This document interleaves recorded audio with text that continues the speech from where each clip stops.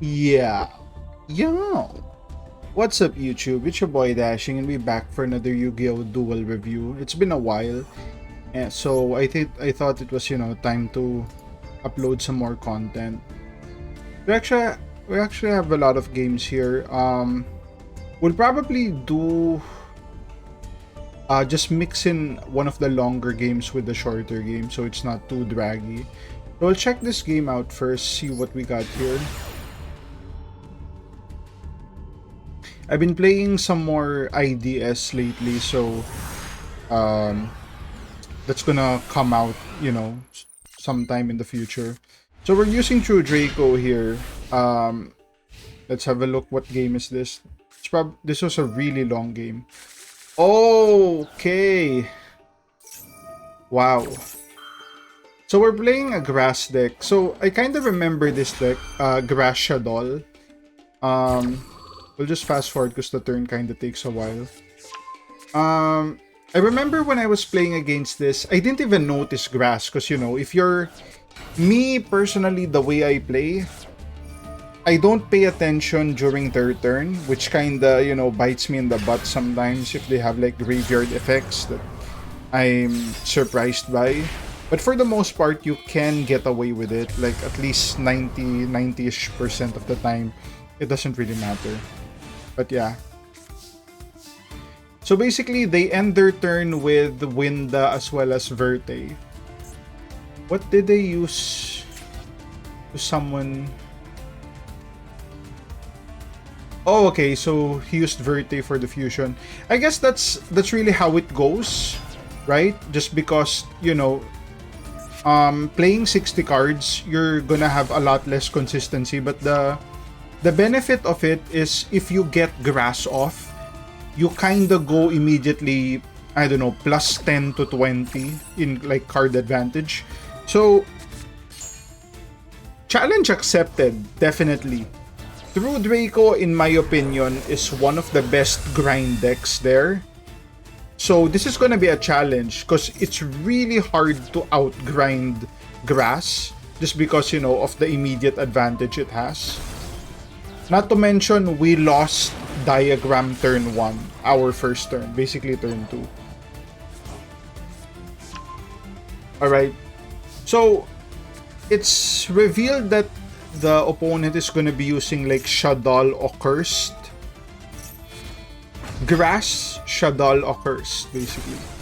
Alright, so we summon another Dynamite, pop the backline, which doesn't really matter because, Shaddolls are known for their ability to get back, to like cycle the cards. It's a pretty good grind deck as well. So that's really part of it. We get return. Palio comes back. Monarchs is active. And also, the matchup, I think, if it's just normal Shaddoll, it's definitely in True Draco's favor. But the fact that you're running grass, I'd say it's on Shaddoll's favor. Just because you're gonna be running a lot of Shaddoll cards that gain you, card advantage. Not to mention, you're gonna be running, what do you call this card?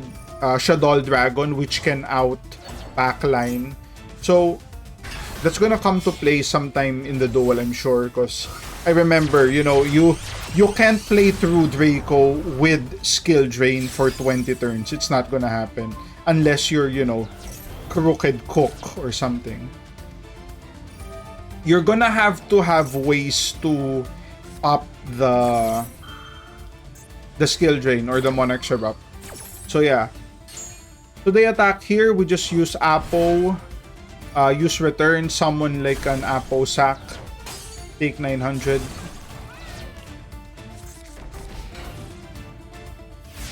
So I play IDS, but playing against normal Shaddoll, you kinda get to see the other cards that you normally don't play. So we attack that Mon. So it returns Shaddoll Fusion. So yeah. Normally, Shaddoll has a hard time grinding versus True Draco, especially at this point. If you have like one Mon and at least like 4 to 5 backline, that's already like full power True Draco. In this case, we have more than full power. You know, we have like extra power since we also have like cards in our hand, a spare Apocalypse and Monarch. So even if you pop Monarchs with Shaddoll Dragon, you can just activate another one. And we also have like Judgment and Strike for any shenanigans. During this time, DPE wasn't released yet, so it's not really something we have to worry about. But yeah, in the later videos, damn, DPE is such a problem. It's such a bad matchup for True Draco. Like, I think the introduction of DPE just shoots True Draco down like a few tiers. This is actually very smart of our opponent. So he actually pops, use Shaddoll Dragon to pop the Monarchs and uses Wendigo to chain block. So we can't even use like Strike. This is the normally the time where I would use Strike to negate the pop of Dragon, but since it's chain block, I can't do that. Very smart play, and during this point, I was a bit concerned because, you know, it's kinda, even though we are at full power, it's kinda threatening. The idea that, you know, it's grass, right? So you kinda never know what's gonna happen. There's gonna be some card, you know, there's 30 cards in the graveyard. There's gonna be some card there that's, you know, just gonna pop out of nowhere and surprise you. So it's really important to keep your board strong at all times. They set the Beast, activate World Legacy to flip it. Okay. Okay, so I guess this card has good synergy. I guess that's why he's running like Accursed with Shaddoll, because, you know, if you have this card, you can always flip Shaddoll Mons, and, you know, they all have flip effects. Access code comes in. We don't want to fuck around with that card. We just go ahead and Judgment that. And this is what I'm saying. It looks like they're running out of steam, but there's always a card in the graveyard that can, you know, it's just the nature of grass. So I think this is such a good matchup, or such a good replay, in the sense that he was able to get full power. Like, we were both able to get full power, right? He went turn 1, got grass off, and, you know, got like plus 20 right off the bat. So, you know, it doesn't get more full power than that. Construct comes out. Activates... What card's this? Reincarnation. Special summon another Shaddoll. Yep. And then Squamat into Hedgehog. Falco comes up. Some of those cards I'm familiar with, but a good majority I don't. Ah! I wonder why I did that. Why did I activate Apocalypse there? And why didn't it activate fully? Was there... I don't think there was a negate there. Yeah. So we just attack here. Apparently, APK can't be destroyed by battle, which kind of sucks, but that's fine. We have Monarch up here. Realistically, this is the turn where I should have set Skill Drain as well. I didn't, because I just thought maybe he gets Duster, and, you know, if we get board wipe, at least we can Skill Drain the next turn, provided we survive with enough life points left. And a decent board, you know, if we don't immediately scoop. So yeah, unfortunately we activate Monarchs, but he was prepared with that Paleo and just outs that, straight banishing that shit. So I guess this is the play. We just use AP Apocalypse to pop return, and then take out APK, but we don't need to because he goes Borel Savage. So that's a lot easier to deal with.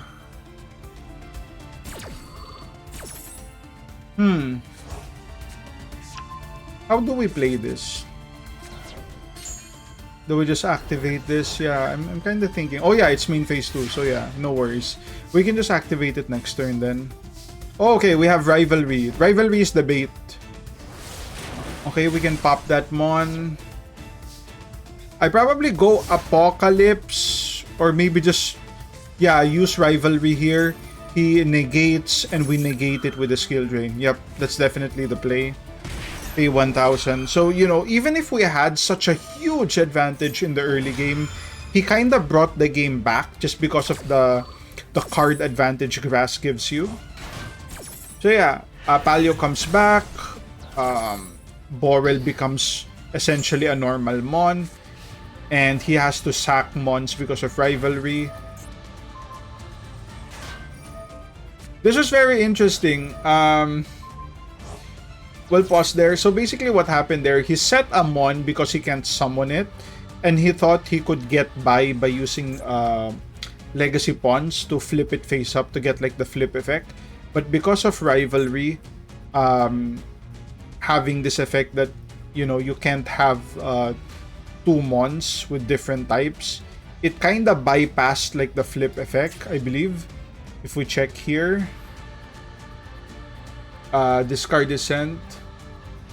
Yeah, because the flip effect is you return 1 card from your opponent to hand, and that didn't happen. I mean, I guess it didn't. I guess it also didn't happen because we had skill drain. Now that I think of it, so yeah, maybe it's not just Rivalry if that's the case. Yep, we can just pop the return here, pop the Savage, and that should be GG. Like, I know he went Grass and all, but it's already been like 5 turns, or, you know, 5 of my turns where I kept smashing his Mons, and, you know, you can only have so much of that, right? Yeah, he's really keeping up the pressure here. Goes for Ash. That's fine. Our board is still strong. You know, we don't, at this point, we don't currently need the effects of Dynamite. We can just keep using Return, bring back one of the Mons for Apocalypse Sack. Yeah, at this point, the game's almost over. We can just fast forward here. Goes for a set. I bring back Ignis for a sack. Yep. We just go attack. He actually just flips the Mon face up to like end the game. Yep. Solid win. That was a very fun match. Like, because, you know, with a lot of resources, you're kind of on the edge of your toes. Keep thinking, what's it gonna do? What's it gonna do? How do I get the most out of my resources, right? So yeah, so we'll watch another video. This is gonna be just 5 turns, so gonna be a lot shorter. Let's have a look at what deck we're using here. I'm still working on the Dragon Link deck, but I'm very close to finishing that.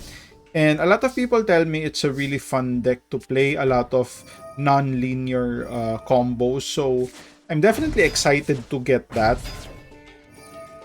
So we summon 2 Dynamites and use Heritage to draw 2. I didn't want to set Diagram just in case he had Duster, which was the play, you know, godlike play, you know.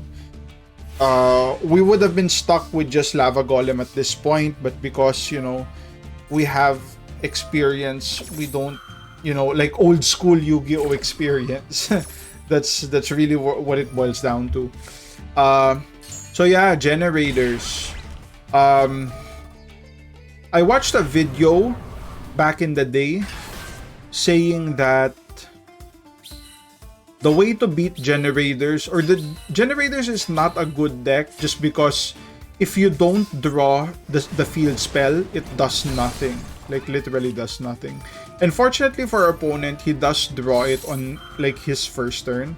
So it's basically full power at that point. Alright, so this mon actually has a negate once per turn. So we use Heritage as the bait. Unfortunately, I guess if it's negated that way, it doesn't have like the graveyard effect, so that sucks, but it is what it is. We can just use Heritage here. Oh, but it's negated as well. Oh yeah, because of Ash. Was it? Yeah, it got Ashed. Kinda sucks, you know. But we have 3k beat stick here, so it's not like he can attack through it unless he sacks that mon. Yep, he sacks the mon. I wonder if he could special summon another one with the field spell, if that's what's gonna happen. He definitely has the advantage at this point of the game. Maybe not now that we got Demise on hand. But yeah, he will have another negate, I believe.